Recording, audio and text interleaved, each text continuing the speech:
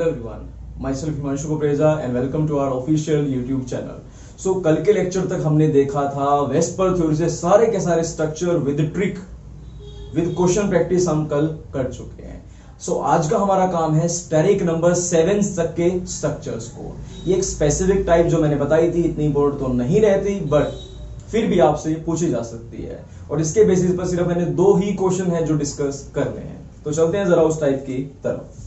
सो topic के अंदर है स्टेरिक नंबर 7.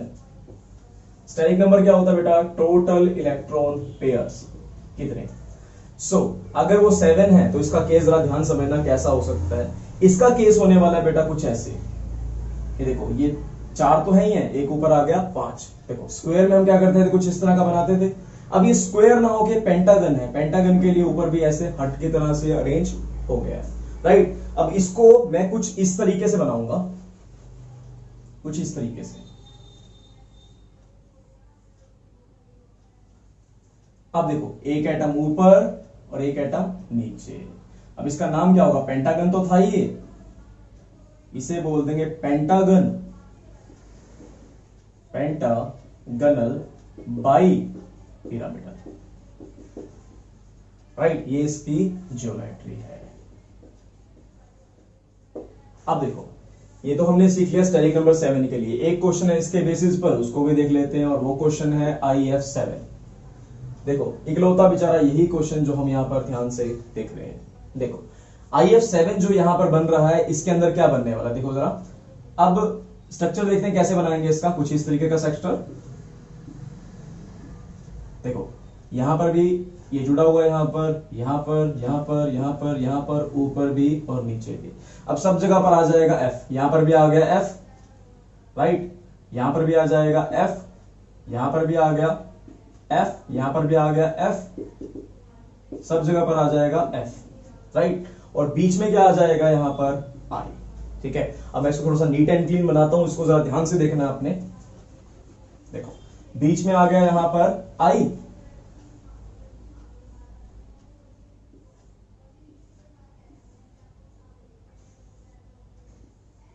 देखो जरा ध्यान से.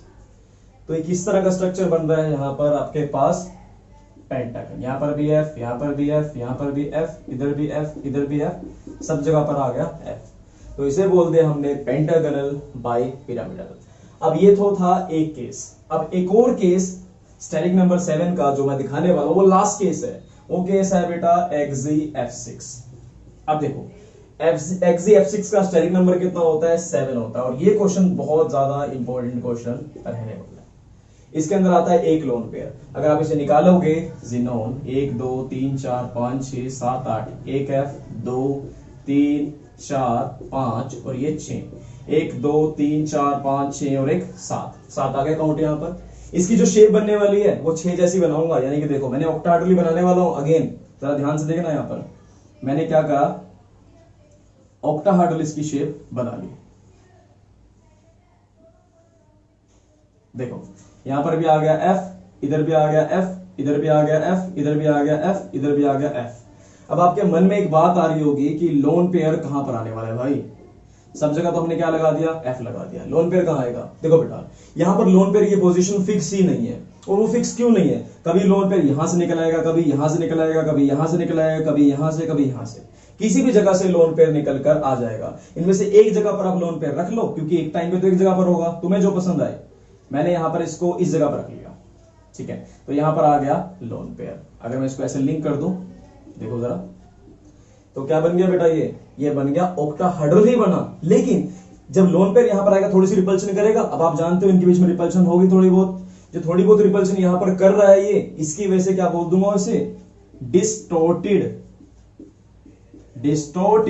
ऑक्टाहेड्रल. क्या शेप हो जाएगी बेटा इसकी? Distorted octahedral. सो ये देखिए हमने यहां पर इसका भी केस. अगेन ये बहुत इंपॉर्टेंट है. और आपने इसको अगर साफ साफ नहीं दिख रहा है यहां पर, तो मैं ऐसे बनाता हूं. एक F यहां पर, राइट, एक F यहां पर. लोन पेयर आप इधर दिखाना चाहते हो तो इधर दिखा सकते हो, किसी भी साइड पे दिखा दो. तो इसका नाम क्या हो जाएगा बेटा यहां पर? Distorted octahedral. सो अब देखेंगे हम क्वेश्चन की कुछ टाइप, पहले एक बार आप नोट कर लीजिए, स्क्रीनशॉट कर लीजिए इसे। सो अब देखते हैं जरा नेक्स्ट क्वेश्चन को। अगर आपको लोन पेयर और बॉन्ड पेयर देखने में थोड़ी सी परेशानी है तो उसको भी जरा मैं यहां पर डिस्कस करूंगा, क्योंकि मैंने जब लाइव में क्लास में लिया तो मैंने वहां से पूछा उनसे क्वेश्चन कैसे अराइज किए लाइव क्लास के दौरान कि बॉन्ड पेयर बता दो कितने हैं, लोन पेयर बता दो कितने हैं, कोई भी शेप बन रही है, उसकी हाइब्रिडाइजेशन बता दो। इससे मैंने क्वेश्चन उनके पूछे। तो पहला क्वेश्चन सुनो मेरा, मैंने तुम्हें क्वेश्चन दिया यहां पर, देखो जरा ध्यान से, ये क्वेश्चन है एनसीईआरटी का 25, एज इट इज लिखना है अपने नोट्स के अंदर N25। अब ये Cl से जब कंबाइन करता है तो यहां बनता है AlCl4, यहां पर भी माइनस था, जुड़कर भी क्या आ गया, माइनस आ गया पूरे के ऊपर, ठीक है। अब इसने बोला is there any change in hybridization, कि पहले और बाद में हाइब्रिडाइजेशन के अंदर कोई चेंज आया, is there any change in hybridization, बिल्कुल आया। देखो यहां पर Al था, 1 Cl 2 Cl 3 Cl, राइट। अगर आपको पता नहीं, एक मिनट देखो, ऐसे देखो यहां पर कितने इलेक्ट्रॉन थे, 1 2 3 इलेक्ट्रॉन थे, 1 Cl, 1 रिश्तेदार, 2 रिश्तेदार, 3 रिश्तेदार, इसने रिश्तेदारी अपनी पूरी कर ली, कितने हो गए, 1 सिग्मा 2 सिग्मा 3 सिग्मा। तो इसकी हाइब्रिडाइजेशन पहले कितनी थी बेटा, sp2। अगर 3 इसकी sp2 हाइब्रिडाइजेशन है तो शेप कैसी होगी, इसकी कुछ ऐसे, राइट, ये हो जाएगी इसकी शेप। कोई डाउट इस बात में, इसकी शेप बन जाएगी यहां पर, it has sp2 hybridization and shape is triangular. Shape क्या होने वाली है, ट्राइएंगुलर। इसकी बात करूं तो क्या होने वाली है, जरा ध्यान से देखो। देखो यहां पर 1 2 3 इलेक्ट्रॉन तो थे ही, लेकिन एक इलेक्ट्रॉन फालतू आया हुआ है तो बीच में आ गया, 1 Cl 2 Cl 3 Cl और ये 4 Cl, 1 sigma 2 sigma 3 sigma 4 sigma, 4 वाला क्या होगा, sp3। और 4 वाले की अगर बात करता हूं शेप की, तो वो क्या होने वाली है, सिंपल सी बात है, वो होने वाली है टेट्राहेड्रल। यहां पर भी क्या आ गया, Cl Cl Cl Cl, बीच में क्या आ गया, Al, राइट। सो आपके पास जस्टिफिकेशन क्या है, ये तो आपने बना डाले, क्या बना के, मतलब ये लिख खत्म कर दोगे तो क्या आंसर आपको पूरे मार्क्स मिल जाएंगे, कभी भी नहीं मिलेंगे। आपको ये लिखना पड़ेगा यहां पर इन केस ऑफ, इसका आंसर देखो, इन दोनों को बनाने के बाद आपने ऐसे लाइन ड्रॉ करनी है, उनको दोनों को बना देना है, उसके बाद लिखना है इन case of AlCl3 it shows sp2। अच्छा एक चीज ये भी देखो बेटा, यहां पर नेगेटिव चार्ज भी लगाना है आपको ऊपर, it shows sp2 hybridization, but in case of AlCl4 it shows sp3 hybridization and एक चीज हमने और लिखनी थी, it shows sp2 hybridization and triangular planar structure. Next, in case of AlCl4 minus, it shows sp3 hybridization and tetrahedral structure. So ये था इसका perfect answer, जहां पर आपके नंबर इसके नहीं कटने वाले। So दोनों के ही शेप को आपने यहां पर बना डालना है, और ये अपने आप में एक अच्छी रिप्रेजेंटेशन हो गई। स्क्रीनशॉट कर लो जरा इसका। तो चलो चलते हैं नेक्स्ट क्वेश्चन की तरफ।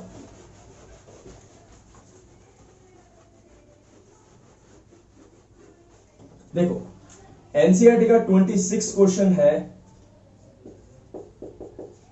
BF3 एंड NH3, अलग अलग कॉन्फ़िगरेशन थी इनकी। देखो अब हुआ क्या कि ये BF3 एंड NH3 दोनों जुड़ रहे हैं आपस में, तो ये जब जुड़े तो ये बन गया NH3 BF3। इसको ऐसे दिखाता हूं,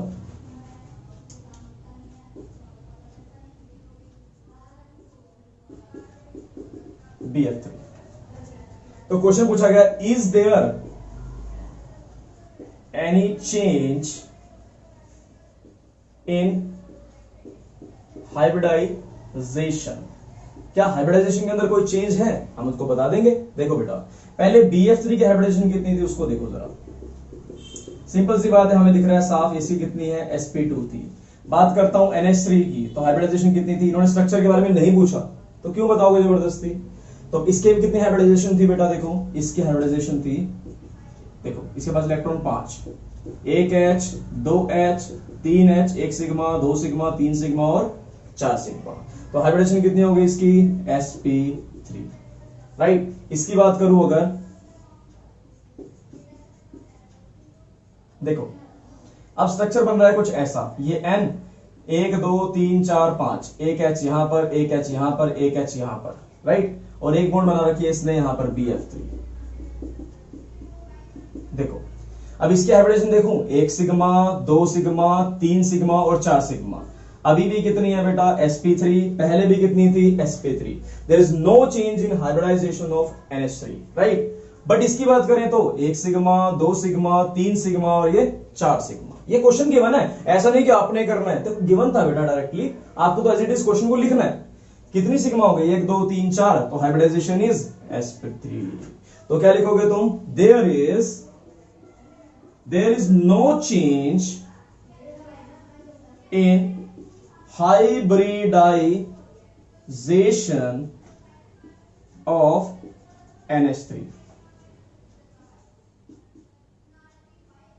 but in case of BF3 hybridization changes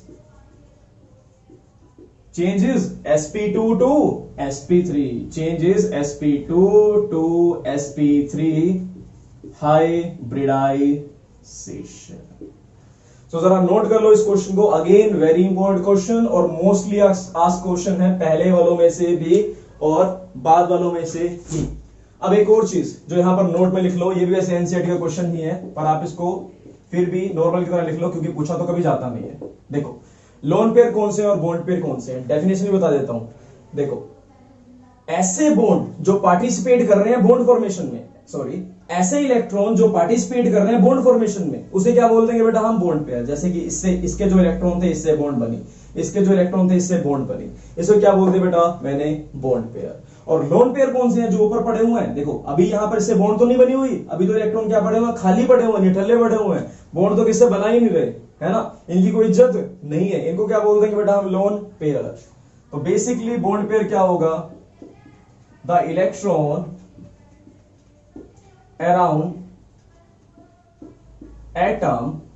around atom which participate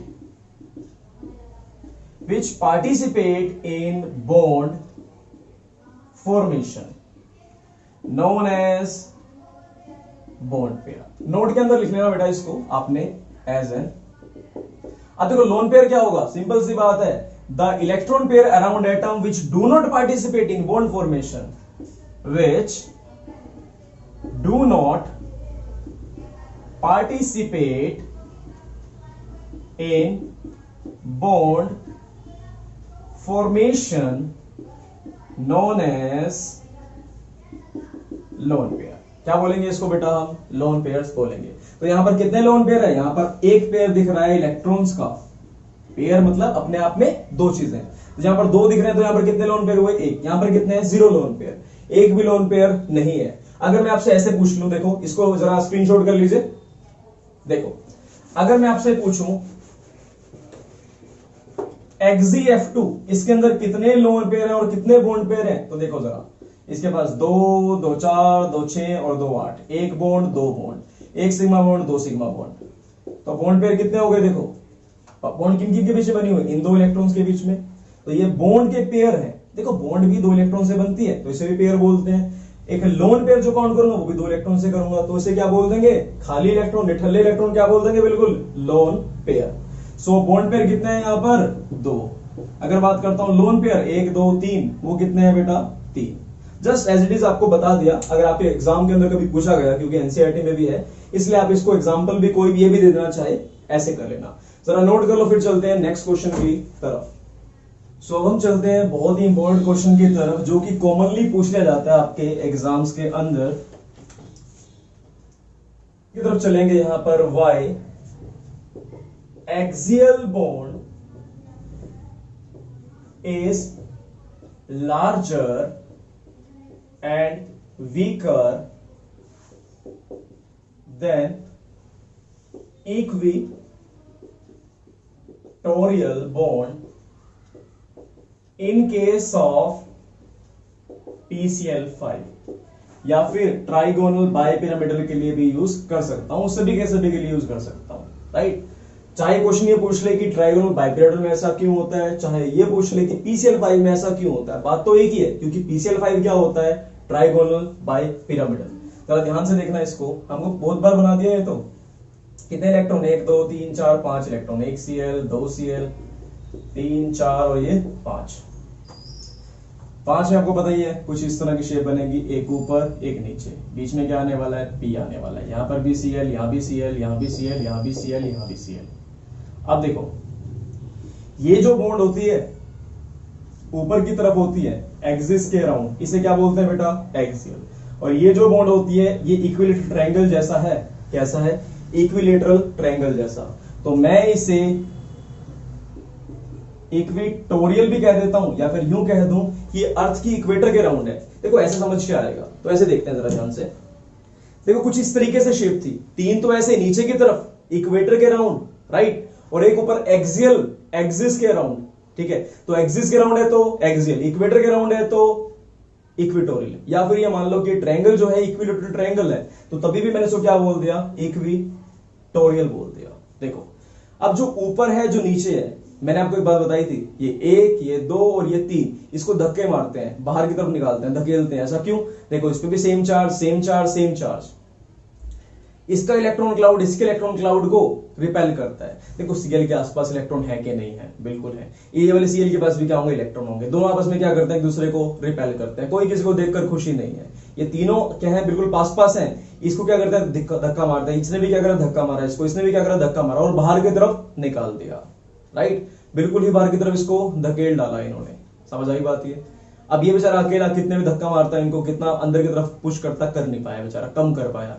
तो इन्होंने क्या करा, जो धक्का मारा ये थोड़ा सा बाहर की तरफ चला गया, ऐसे बाहर की तरफ चला गया, तो ये बॉन्ड क्या हो जाएगी, कंपैरेटिवली लंबी हो जाएगी। सेम नीचे वाली बॉन्ड क्या हो जाएगी, कंपैरेटिवली लंबी हो जाएंगी, क्योंकि तीनों वाले नीचे को भी पहले इसको धक्का मार दे, फिर नीचे वाले को धक्का मार रहे हैं, राइट। तो इस वजह से क्या हो जाएगी, लंबी हो जाएगी और वीक भी हो जाएगी। वीक क्यों हो गई, क्योंकि देखो अगर कोई चीज न्यूक्लियस के बिल्कुल पास रहे तो अट्रैक्शन अच्छी दिखाएगी, लेकिन ये क्या हो गया, न्यूक्लियस से दूर हो गई, तो ये निकल कर जाना क्या हो जाएगा, आसान हो जाएगा, राइट। देखो जरा ध्यान से इसको, अब मैं यहां बोलूंगा, देखो because 3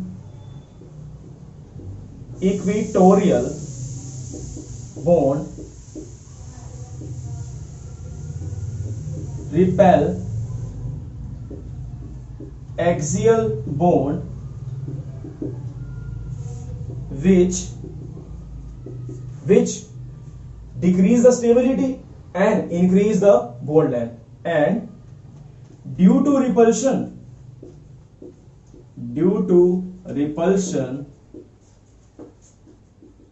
axial bond become larger, क्योंकि दूर हो गया, इससे दूर की तरफ चला गया, राइट, लार्जर एंड वीकर। सो ये लार्जर भी हो जाते हैं और वीकर भी हो जाते हैं। सो होप ये वाली बात आपको समझ आ गई होगी। अब एक और चीज जो मैंने बतानी है, बॉन्ड एंगल्स। अब बॉन्ड एंगल को डिस्कस करने वाले हम नेक्स्ट लेक्चर के अंदर, क्योंकि वो भी बहुत मजेदार टॉपिक है, और उसके जस्ट साथ आने वाला है डायपोल मूवमेंट। सो उसका जो मोमेंटम है अलग ही रहेगा, उसको उस तरीके से पढ़ने वाले हैं। सो अभी चलते हैं हम जरा लिमिटेशन की तरफ, और again very very important topic, structure को अच्छे से बनाना, और यहाँ पर हाइब्रिडाइजेशन लिखना मत भूलना। क्या हाइब्रिडाइजेशन है इसकी बेटा, sp3d। सो चलते हैं जरा इसके बाद नेक्स्ट लिमिटेशन की तरफ।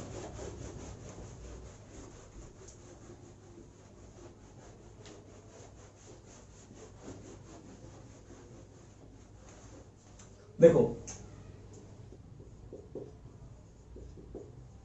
लिमिटेशन के अंदर कुछ चीजें जो ये नहीं एक्सप्लेन कर पाई थी थ्योरी, यानी कि वेस्पर थ्योरी, वो पहली थी इट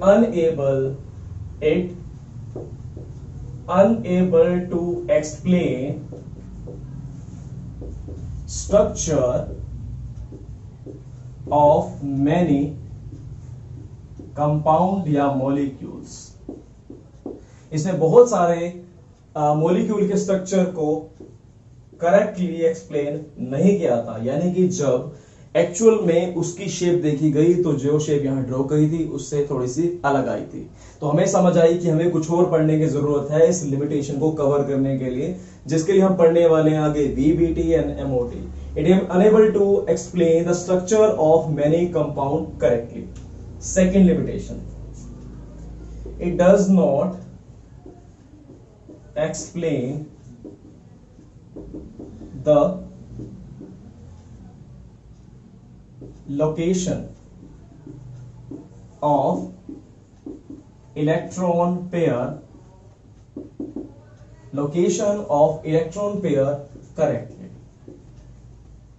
अब उसके जो इलेक्ट्रॉन पेयर हैं वो करेक्टली कैसे अरेंज है, कुछ जगह पर क्या आई थी डेविएशन। अब ऑब्वियसली अगर यहां पर इसकी जो बॉन्ड्स की डायरेक्शन अलग हो गई तो कोई भी इलेक्ट्रॉन पेयर हो, चाहे बॉन्ड पेयर की बात करता हूं चाहे लोन पेयर की, दोनों की पोजीशन में क्या आ गई, थोड़ी सी वेरिएशन आ गई। वैसे तो दोनों ही एक ही सिक्के के पहलू है, लेकिन दो लिमिटेशन बनती है। Next, which is explained, which we will study in VBT यानी कि valence bond theory and MOT। अगर सारी चीजें वेस्पर ही अच्छा बता देता तो हमें VBT पढ़ने की जरूरत ना पड़ती और MOT पढ़ने की जरूरत ना पड़ती। सो नेक्स्ट लेक्चर के अंदर देखने वाले हैं बेटा हम इसके सारे के सारे बॉन्ड एंगल्स के बारे में। अब बॉन्ड एंगल पे बेसिकली क्वेश्चन जो बनकर आता है बहुत अच्छा बनकर आता है। इसके अलावा अगर बोलूं मैं यहां पर डायपोल मोमेंट कैलकुलेट करने के लिए बहुत सारे फैक्टर में वो काम आने वाला है। सो हम पहले पढ़ने वाले हैं बॉन्ड एंगल्स को। Thank you so much.